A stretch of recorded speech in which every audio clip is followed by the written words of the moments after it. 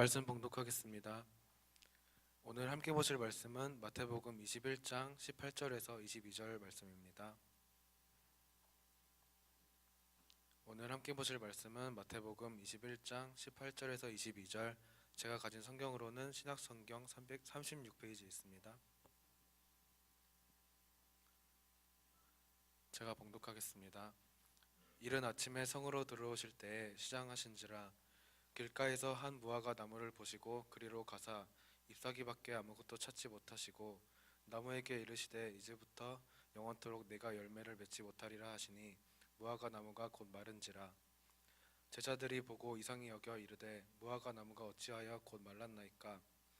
예수께서 대답하여 이르시되 내가 진실로 너희에게 이르노니 만일 너희가 믿음이 있고 의심하지 아니하면 이 무화과 나무에게 된 이런 일만 할 뿐 아니라 이 산더러 들려 바다에 던져지라 하여도 될 것이요 너희가 기도할 때에 무엇이든지 믿고 구하는 것은 다 받으리라 하시니라.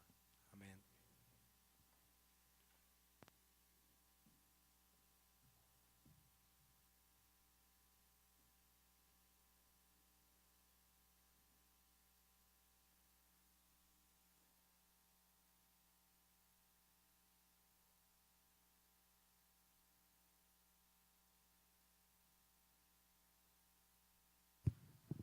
할렐루야, 할렐루야, 아멘.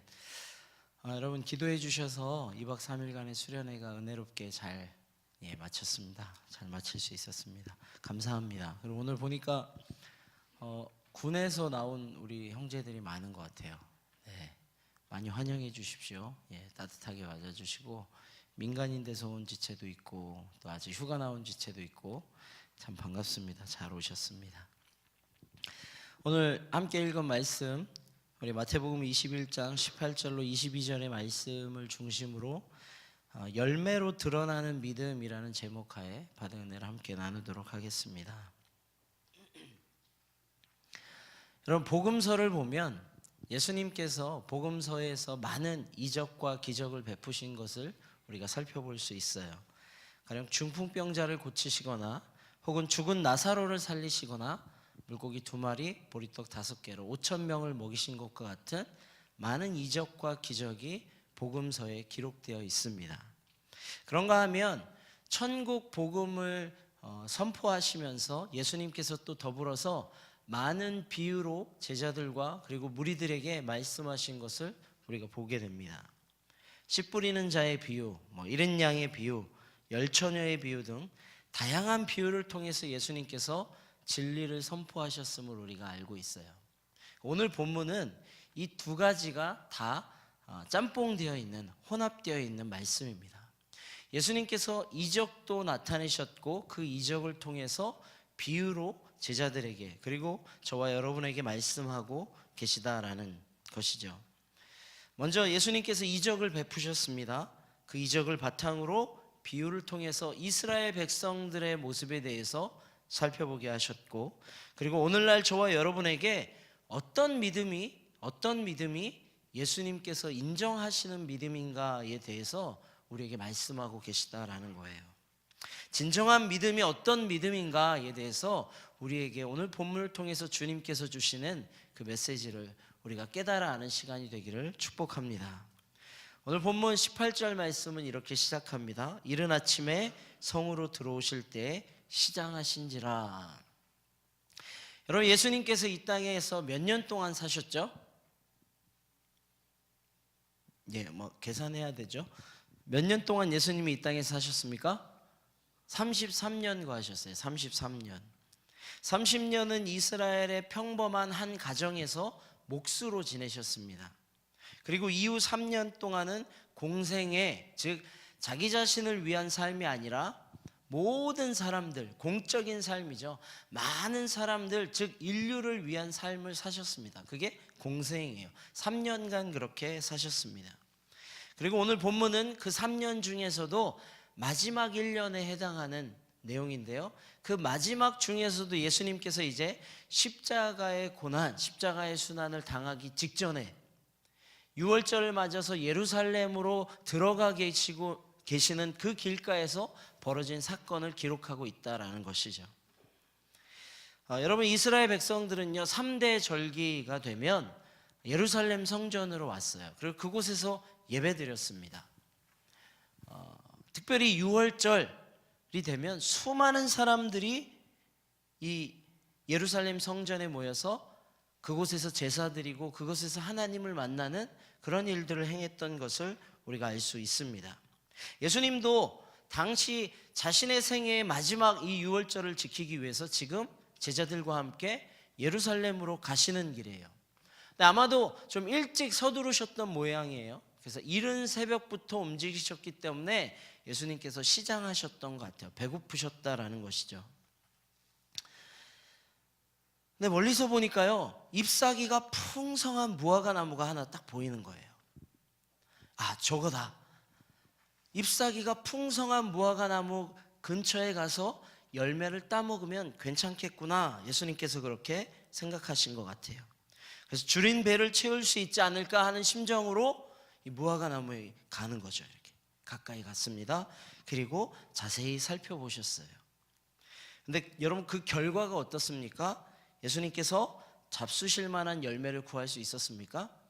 아니, 없었다라고 성경이 말씀하고 있어요. 없었다. 열매를 발견할 수 없었다. 전혀 그렇지 못했다는 거예요. 잎이 무성한데 정말 가보니까 잎만 무성한 나무. 열매는 하나도 없고 잎만 무성한 나무가 오늘 본문에 등장하는 예수님이 발견하신 그 무화과 나무였다라는 것입니다. 여러분 이 잎만 무성한 무화과 나무를 발견하신 예수님께서 그 다음에 취한 행동이 어떤 행동이죠? 야, 아쉽다. 열매가 있었으면 참 좋았을 텐데 어쩔 수 없지 뭐 이러셨나요? 우리 같으면 그러죠. 열매 없네. 아쉽네. 다음 찬스 뭐 이렇게 해가지고 다른 나무를 또 찾아보지 뭐 이랬을 법한데 예수님께서 어떻게 하셨습니까? 오늘 19절 말씀 한번 같이 읽어볼까요? 19절 말씀 중간쯤 보시면 나무에게 이르시되 이렇게 기록되어 있죠. 우리 거기서부터 한번 같이 봅시다. 19절 나무에게 이르시되 시작.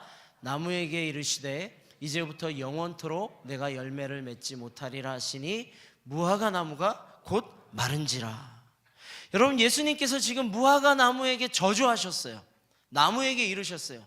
너 열매 없잖아. 그리고 이 열매 없는 나무를 저주하면서 이제 영원토록 열매 맺지 못하리라. 그러니까 이 나무가 어떻게 됐습니까? 말라서 죽어버렸어요. 죽음에 이르도록 예수님께서 하신 거예요. 여러분 좀 의아하죠? 이 장면을 보면. 여기까지만 보면 예수님이 왜 이렇게 하셨지? 우리가 아는 예수님은 어떤 예수님이세요? 인자하기 그지없죠. 사랑 많으신 예수님. 우리가 잘못해도 언제나 품어주시는 예수님.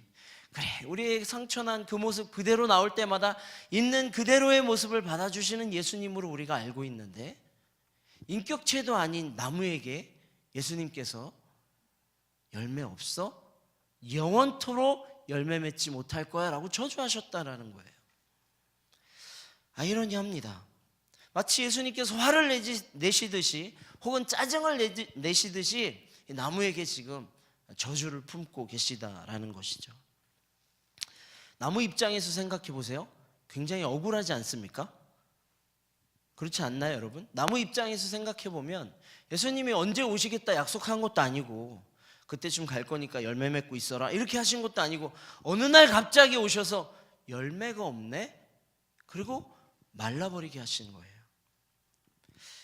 더욱이 오늘 본문에서는 소개하고 있지 않지만 우리 병행 구절인 이 마가복음 11장의 같은 내용을 소개하고 있는 본문을 보면 예수님께서 이 무화과 나무의 열매를 찾으셨던 이때가 무화과 나무의 열매가 맺히는 때가 아니었어요. 마가복음 11장 13절 말씀인데요. 제가 이렇게 한번 읽어보겠습니다. 거기 이렇게 기록되어 있어요. 멀리서 잎사귀 있는 한 무화과 나무를 보시고, 여기까지 똑같죠? 그 나무에 무엇이 있을까 하여 가셨더니, 여기까지 똑같아요. 가서 보신즉 잎사귀 외에 아무것도 없더라. 여기까지는 마태복음의 내용과 똑같아요. 근데 뒤에 단서를 하나 달았어요.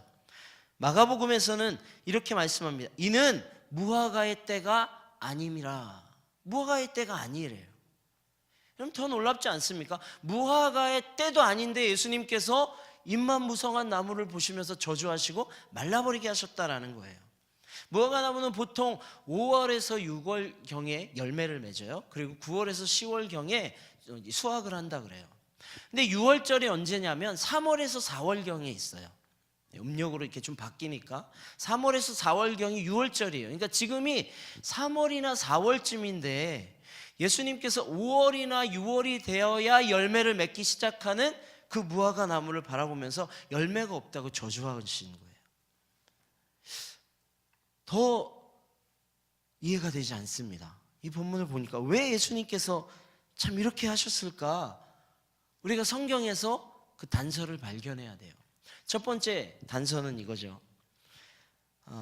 앞서 말씀드린 것처럼 오늘 본문은 예수님께서 이적을 행하시고 그것을 비유로 풀고 계시는 본문이에요.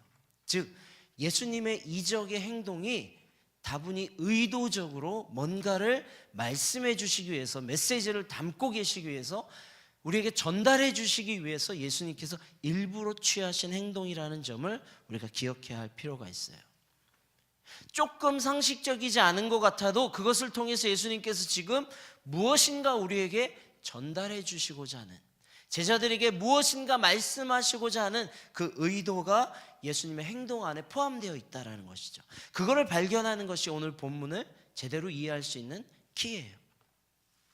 두 번째는요, 예수님께서 바라보셨던 이 무화과 나무의 잎사귀가 무성하다는 거예요. 여러분, 이 사실은요 오늘 본문을 제대로 이해할 수 있는 아주 중요한 핵심적인 단서가 됩니다. 왜냐하면 무화과 나무의 특징에 대해서 우리가 알아야 돼요. 무화과 나무는 일반 이런 과일 나무처럼 잎을 먼저 막 맺은 다음에 그 다음에 그 잎에서 열매를 맺는 나무가 아니에요. 반대로 열매를 먼저 맺고 그 다음에 잎사귀가 열리는, 잎사귀를 맺는 그런 나무예요. 다시 한번, 무화과 나무는 무엇이 먼저 맺는다고요? 열매. 이게 중요해요. 열매를 먼저 맺고 그 다음에 잎사귀가 열려요.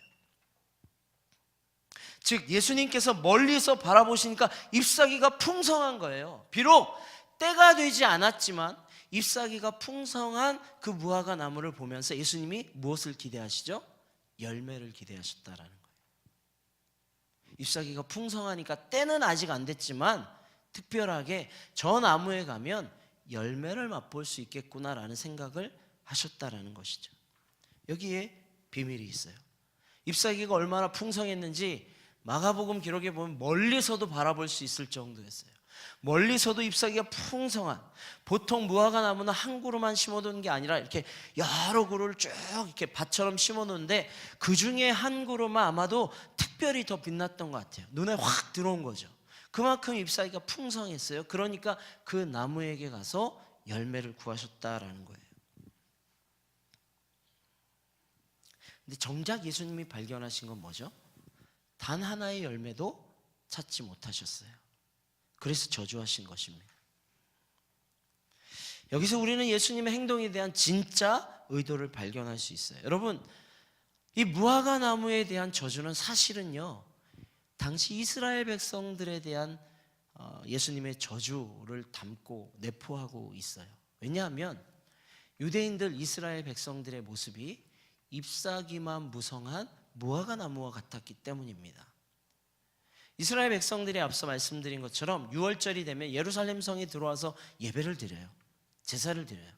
근데 보통 당시 기록에 의하면 약 200만 명 이상이 예루살렘 성에 운집했다라는 것을 우리가 알 수 있어요.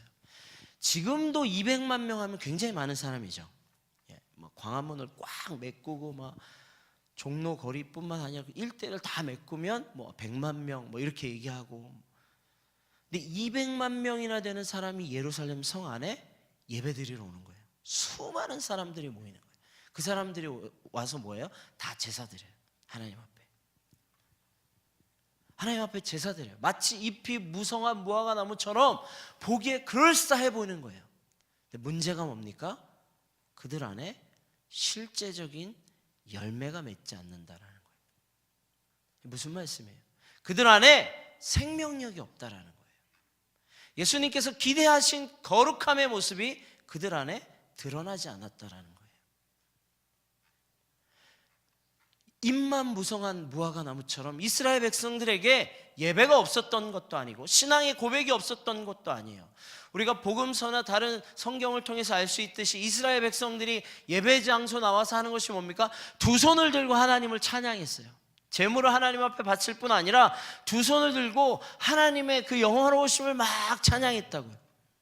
놀라우신 하나님, 각양각색의 미사여구를 사용해서 하나님의 이름을 높이고 하나님이 드러나도록 나는 이렇게 하나님을 찬양한다라는 것을 사람들에게 보였다라는 거예요. 정작 그 안에 생명력이 없어요. 말씀이신 예수님께서 육신의 몸을 입고 그 땅 가운데 오셨는데 그들이 예수님을 알아보지도 못하고 그들이 예수님을 영접하지도 못하고 그들 안에 거룩의 모양이 없었기 때문에 예수님께서 오늘 이 비유를 이스라엘 백성들을 향해서 하고 계시다라는 것입니다. 디모데후서 3장 5절에 보면 이렇게 말씀하죠. 경건의 모양은 있으나 경건의 능력이 없는 자들 그들과 함께 하지 마라 이렇게 말씀하세요. 똑같은 거예요. 이스라엘 백성들이 경건의 모양새는 갖추고 있어요. 경건의 모양새, 예배가 있고요, 고백이 있고요, 신앙의 간증이 있어요. 근데 그들 안에 경건의 능력이 없어요. 생명력이 없다라는, 영향력이 없다라는 거예요. 사람을 살려낼 힘이 없다라는 거예요. 진정한 복음이 그들 안에 없기 때문에 예수님께서 이 무화과 나무의 비유를 자신의 이적을 통해서 제자들에게 그리고 오늘 저와 여러분에게 들려주고 계시다라는 것입니다. 사랑하는 청년 여러분, 그렇다면 저와 여러분의 모습은 어떻습니까? 여러분은 어떤 모습이세요? 잎만 무성한가요? 열매가 있습니까? 여러분 삶 가운데? 우리 주님께서 여러분 이 시간에 딱 우리 가시적으로 눈에 보이게 오셨어요. 만약에 이 자리 가운데 안 보이시는데 오셨잖아요. 오신 거 믿으시죠?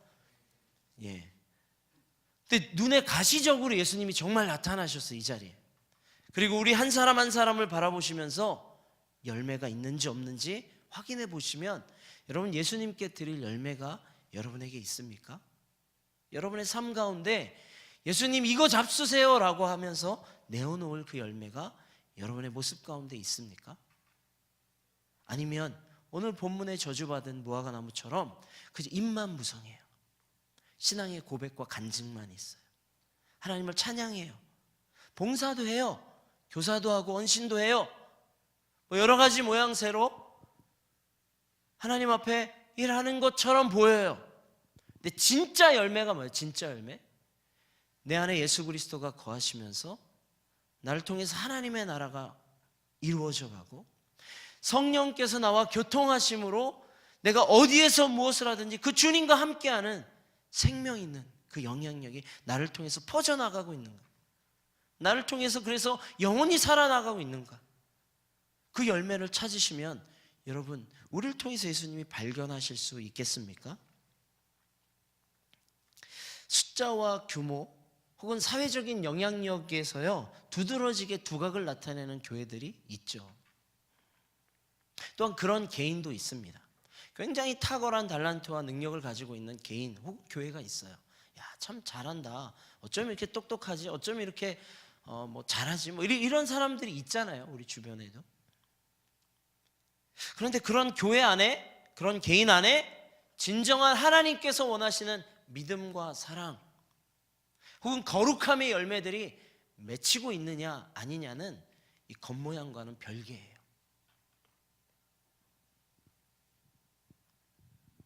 성령께서 함께 하시는 놀라운 생명력이 그 안에서 나타나시지 않는다면 우리 주님은 아무리 겉모습이 화려하고요, 아무리 많은 사람들이 모여있고 아무리 건물이 대단하고 아니면 아무리 대단한 그런 스펙을 가지고 있는 사람이라고 할지라도 우리 주님이 보시기에는 그 사람은 열매 없는 나무예요.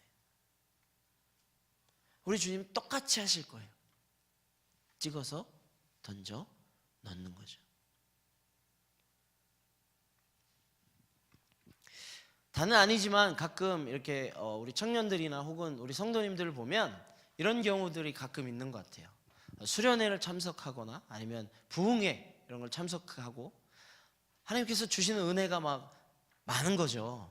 감정적으로도 그렇고 막 이럴 때 한번 눈물을 쏙 빼고 울었어요. 기도하면서 주야 하면서 막 받은 은혜가 큰 것 같고 감정적으로 내 안에 변화가 있는 것 같고 막 그래요. 그래서 그걸 통해서 나 이제 구원받은 백성이구나 라고 확신하는 사람들이 있어요. 물론 그렇게 되는 경우도 분명히 있습니다. 여러분들 그 확신은요 틀릴 수도 있어요. 왜냐하면 우리의 감정은 100% 우리가 신뢰할 수 없기 때문에 그래요. 감정은 때로 사실을 드러내기도 하지만 우리를 속이기도 합니다. 감정은 불확실한 거예요. 내 안에 뭔가 뜨거움이 있어요. 막 카타르시스를 느껴요. 하나님 앞에 엎드려서 기도하면서 눈물을 싹 빼고 나면 좋다, 이런 마음이 생겨요. 제가 아는 한 선교사님이 처음 선교 훈련을 받으려고 24365 운동을 하고 있는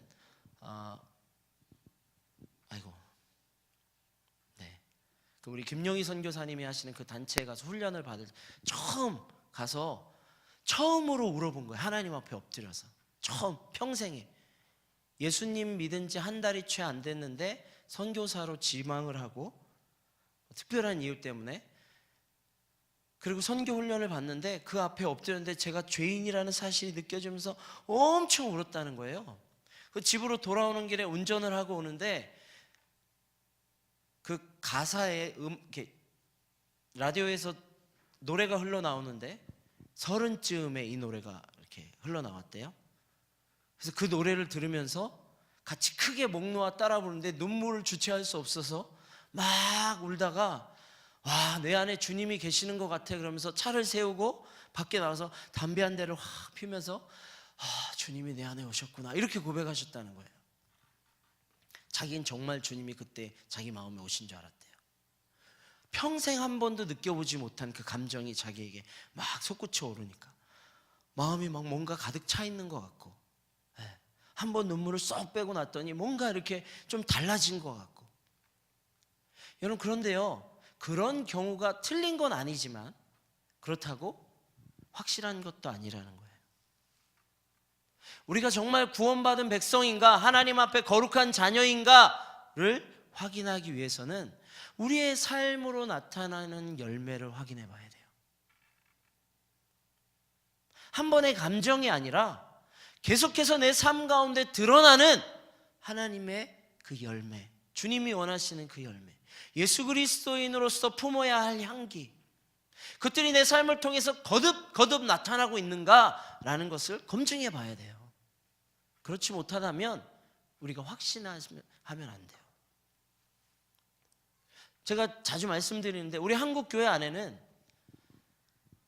너무 구원에 대한 확신을 쉽게 가르쳤기 때문에 한국 교회 안에서 특별히 CCC에서 하는 어느 단체에서만 하는 건 아니지만 사형리에 대한 영향력이 우리 한국 교회는 굉장히 커요. 저도 어렸을 때 사형리를 통해서 복음을 들었고 또 훈련 받았고 제가 그곳으로 전도하고 CCC에서 하는 그 NLTC에서 하는 사형리에 되면 한 5분이면 예수 그리스도를 영접해요. 정말 믿으셨습니까? 첫 번째, 두 번째, 세 번째, 네 번째 원리 있는데 여러분 어떤 삶을 원하십니까? 주님이 원하시는 삶을 원하십니까? 지금 저와 함께 영접기도 하시죠? 그 영접기도 하면 이제 예수님께서 당신의 마음 가운데 들어가 계셨습니다. 당신은 구원받은 백성입니다. 박수 짝짝짝짝 치시고 가까운 교회에 출석하세요. 여러분 구원받은 백성입니다. 그럼 5가지 확신을 가지십시오. 기도응답의 확신, 하나님의 자녀가 되는 확신, 이런 얘기들을 쭉 해주고 구원받은 백성으로 딱 끝내버려요. 한국 교회에서 지금까지 많이 그렇게 했어요. 이게 틀린 건 아니에요. 그렇게 될 수 있습니다. 충분히. 그러나 그 안에 위험도 있어요. 삶이 바뀌지 않았는데 머리로만, 내 감정으로만 나 하나님의 자녀가 됐구나 착각하는 경우가 있다는 거예요. 마치 오늘 본문에 등장하고 있는 잎사귀만 무성한 이 무화과 나무처럼. 무화과 나무는요, 이 무화과 나무는 지금 착각하고 있을 거예요. 자기가 열매 맺었다고 착각하고 있는지 몰라요. 왜요? 열매가 먼저 맺혀야 되는데 잎사귀만 무성해요. 그러니까 이 평범한 방법이 아니라 좀 특별한 방법으로 뭔가 순서가 거꾸로 돼버린 나무예요. 원래 열매를 맺고 그 다음에 잎사귀가 있어야 정상적인 건데 잎사귀만 있다라는 거죠. 그런 성도가 우리 안에 얼마나 많은지 몰라요. 거룩한 삶의 모양새가 나타난 다음에 구원받은 백성이구나라를 이야기할 수 있는데, 구원받은 백성이라는 간증과 선포만 있고 거룩한 삶의 모습이 안 나타나는 성도들이 많다라는 거예요. 그럼 중요한 문제는 예수님께서 이 나무에 대해서 말씀하시면서 이것을 끌어다가 제자들이 이렇게 질문하잖아요. 예수님, 아니 왜 이 나무가 말라 죽어버렸습니까? 라고 하는 질문에 예수님께서 이 무화과 나무를 끌어다가 무엇과 연결시켜서 설명하시냐면 믿음과 연결해서 설명하신다는 거예요. 믿음.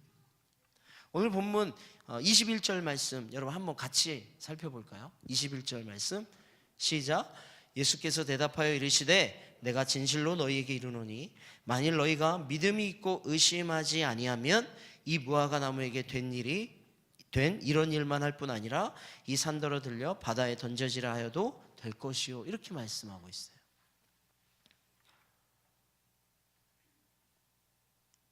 예수님께서 믿음을 끌어다가 너희에게 이르노니 만일 너희가 믿음이 있고 의심하지 아니하면 이라고 말씀하시면서 무화과 나무에 열매 맺지 못함을 믿음하고 연결짓고 있다라는 거예요. 그럼 반대로 얘기하면 우리 삶 가운데 열매가 드러나지 않는 것은 예수님에 대한 믿음이 없다라는 말씀이기도 해요. 이해되십니까? 우리의 삶 가운데 주님이 원하시는 영적인 거룩한 생명력이 나타나지 않는다는 것은 우리가 진짜 예수님을 제대로 바로 믿지 않고 있기 때문이다라고 말씀드릴 수 있다라는 거예요. 이 말씀을 예수님이 진짜 하고 싶었던 거죠. 유대인들을 봐라. 그들이 믿음이 없다라고 하느냐? 아니요. 그들이 믿음이 있다라고 해요. 율법에 철저했어요. 절기 때마다 그 먼 길을 마다하지 않고 예루살렘 성전에 와서 예배드리는 거 보세요. 그들이 재물을 얼마만큼 많이 갖고 와서 하나님 앞에 드리는지 보세요. 두 손 들고 찬양하고 기도하면서 사람들에게 생색하면서 나는 이렇게 기도한다 보이면서 스스로가 믿음 있다라고, 신앙이 좋다라고 얘기합니다. 수백 가지의 율법을 지키면서 살아가는 사람이 유대인들이었어요. 그들 안에 진짜 예수님이 원하시는 믿음이 있습니까? 없다라는 거예요. 없다라는. 여러분, 예수님이 원하시는 믿음은 어떤 믿음이죠? 믿음에 대해서 말씀드리면 항상 여러분이 잊지 말아야 할 것이 있어요. 믿음은 믿음에 대해서 언급할 때 가장 중요한 것은 믿음의 대상이라는 사실이에요. 우리가 어떻게 잘 믿느냐, 조금 잘못 믿느냐, 이거보다 훨씬 중요한 것은 누구를 믿느냐가 가장 중요해요. 유대인들은 자기 자신의 믿음이 있었어요. 자기 자신만의 신념이 있었어요. 그러나 대상을 잘못 짚었다라는 거예요. 예수님을 받아들이지 않았어요. 예수 그리스도를 믿지 않았다라는 것이죠. 여러분, 우리도 동일해요. 예수님께서 여러분의 믿음을 확인하실 때 가장 첫 번째로 확인한 게 뭐죠? 믿음의 대상이에요. 예수 그리스도. 그분을 바로 믿고 있는지, 아니면 다른 신앙을 가지고 있거나 여러분 스스로를 믿고 있는지 예수님께서 분간하실 거예요. 여러분, 정말 예수님 믿으십니까? 여러분, 정말 예수님 믿으세요? 아멘. 저도 그랬으면 좋겠어요. 근데 우리의 입술로 고백하기 이전에 우리의 삶으로 먼저 그것이 고백되어졌으면 좋겠어요. 여러분의 삶을 통해서 예수님을 믿는다는 것이 드러나는 거죠. 여러분의 모습을 보니까 예수님의 모습을 닮아 있다고 사람들이 평가해야 돼요. 여러분의 행동과 여러분의 언행을 보면서, 여러분의 말 하나, 눈빛 하나, 표정 하나를 보면서 저 예수님 믿기 때문에 달라라고 말할 수 있어야 돼요. 그런 얘기 들을 수 있어야 돼요. 그래야 진짜 예수님이 원하시는 믿음이 여러분의 삶 가운데 드러나는 거죠. 저는 우리 청년들이 그런 삶을 산 이후에 저 예수님 믿어요 라고 고백했으면 좋겠어요.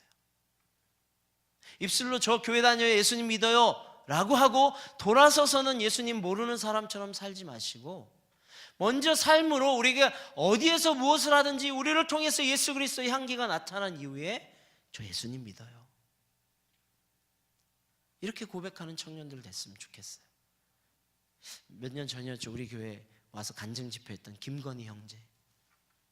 제가 그분 보면서 외모는 저보다 형님 같아 보이는데 저보다 동생이더라고요. 그 형제님을 보면서 저거구나 이렇게 생각해요. 저거구나.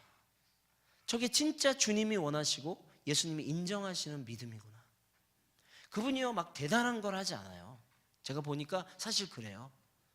그냥 노숙자들에게 다가가서 안아주고 귤 안아주고 이야기 들어주고 때리면 맞아주고,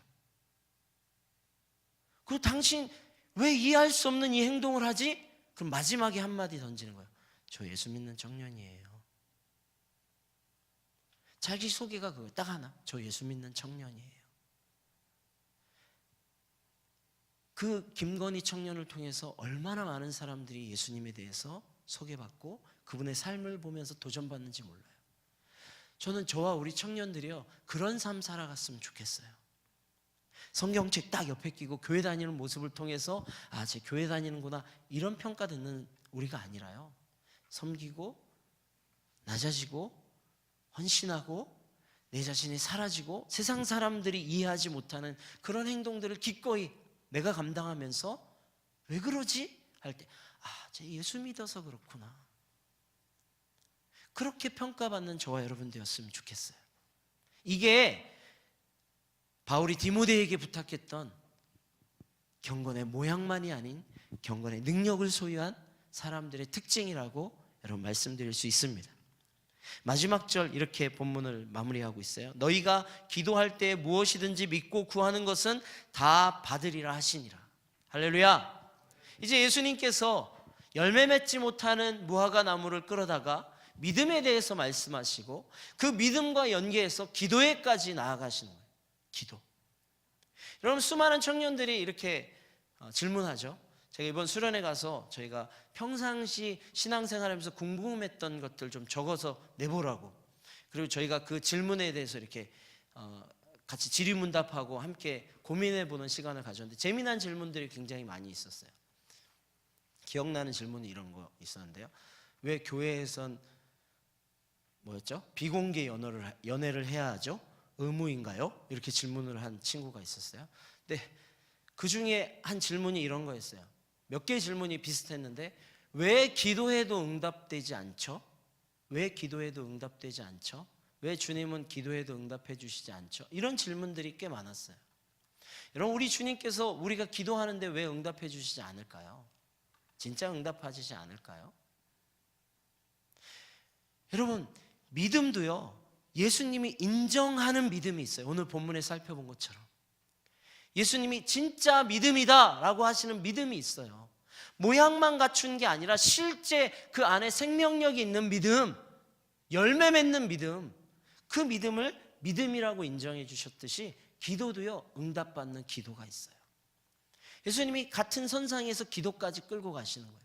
너희가 기도할 때도 이 믿음을 가지고 기도해야 된다는 거예요. 이 믿음을 가지고 이미 받은 줄로 믿고 기도하는 거. 이게 뭐예요? 제가 바른 대상 안에서 예수님을 믿고 예수님께 그분이 원하시는 대로 그의 나라와 의에 대해서 먼저 구하면서 내가 기도할 때 하나님께서 역사하시고 하나님께서 일하신다는 확신을 가지고 이미 나는 응답받았다라는 마음으로 기도할 때 우리 주님이 실제가 되게 하신다는 거예요. 그게 기도에 응답받는 비결이에요. 그런데 믿음도 마찬가지고 기도도 마찬가지고 왜 믿음이 드러나지 않고 기도가 응답받지 못합니까? 여기 중요한 키워드가 하나가 있어요. 21절에 믿음과 대비되어 나온 단어인데요, 의심이에요. 의심. 21절에 너희가 믿음이 있고 의심하지 아니하면. 근데 실제 우리의 모습을 보니까 기도해도 의심해요. 내가 기도해놓고 실제 이게 되겠어? 의심해요. 돌아서면 의심해요. 예수님을 믿지요. 저는 예수님 정말 믿어요. 주님께서 내 삶을 인도하실 것을 믿습니다 라고 해도 실제 상황 가면 의심해요. 어떻게 합니까? 예수님께서 말씀하신 데 우리가 기도하잖아요. 엎드렸어요. 하나님 내 인생을 맡깁니다. 내 삶을 주장해 주십시오. 내 안에 내 모습이 아니라 하나님의 모습으로 가득하길 원합니다. 막 열심히 기도했어요. 그런데 돌아서면 두려워해요. 나 뭐하지? 뭐 먹고 살지? 이 관계를 어떻게 풀어가지? 내 안에 여전히 두려움이 있는 거예요. 우리 주님은 두려워하지 말라. 강하고 담대하라 계속해서 말씀하시는데 두려워해요. 두려워해요. 바다 위를 걸었던 베드로를 보세요. 주님을 바라볼 때 두려움이 사라졌어요. 근데 그가 바다를 보자 두렵기 시작했어요. 그 물속에 빠져버리는 거예요. 여러분, 이게 의심이에요. 그래서 기도 응답 못 받는 거예요. 예수님이 그 선상에서 계속적으로 말씀하고 계시는 거예요. 여러분, 기도에 응답받고 싶지 않으십니까? 저는 응답받고 싶어요. 제가 하는 기도 하나님께서 다 들어주셨으면 좋겠어요. 그러려면 이제 역으로 가야 돼요. 주님이 인정하시는 믿음을 우리가 먼저 가져야 돼요. 그래야 기도에 응답받아요. 주님 보시기에 합당한, 와, 참 너 잘한다, 이렇게 칭찬하시는 믿음. 열매가 네 삶 가운데 맺혀지고 있구나, 너 보니까 정말 흐뭇하다, 이 믿음. 여러분 기억하세요. 주님이요, 이 무화과 나무를 바라보시면서 큰 열매가 없다고 화내신 게 아니에요. 많이 열매가 맺혀 있지 않아서 화내신 게 아니에요. 주님은요, 작은 열매 하나라도 발견하셨으면 그 나무를 그냥 두셨을 거예요. 그 열매를 딱 잡수셨을 거예요. 크고 작음의 문제가 아니라 열매를 맺고 못 맺느냐의 문제예요.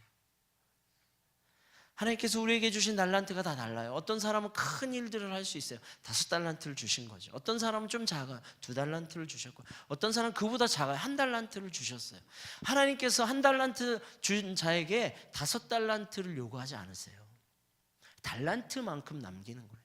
우리에게 주신 은사만큼, 내 그릇만큼, 내 나무만큼 열매를 맺으면 주님이 그걸 바라보시면서 뭐라고 말씀하시죠? 착하고 충성된 종아, 이렇게 말씀하신다라는 거예요.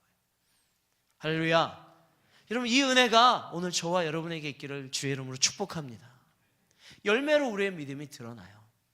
저는 우리 청년들 한 사람 한 사람이 주님 앞에 섰을 때, 주님, 제 열매가 여기 있습니다, 주님 이거 잡수세요, 시장하시죠, 제가 이거 주님을 위해서 준비했습니다라고 우리 주님 앞에 내어드릴 수 있는 열매가 많이 있는 청년들 되었으면 좋겠습니다.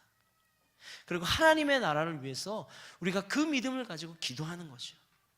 우리가 기도할 때 역사하여 주시고, 우리가 기도할 때 하나님께서 앞서 행하여 주시옵소서.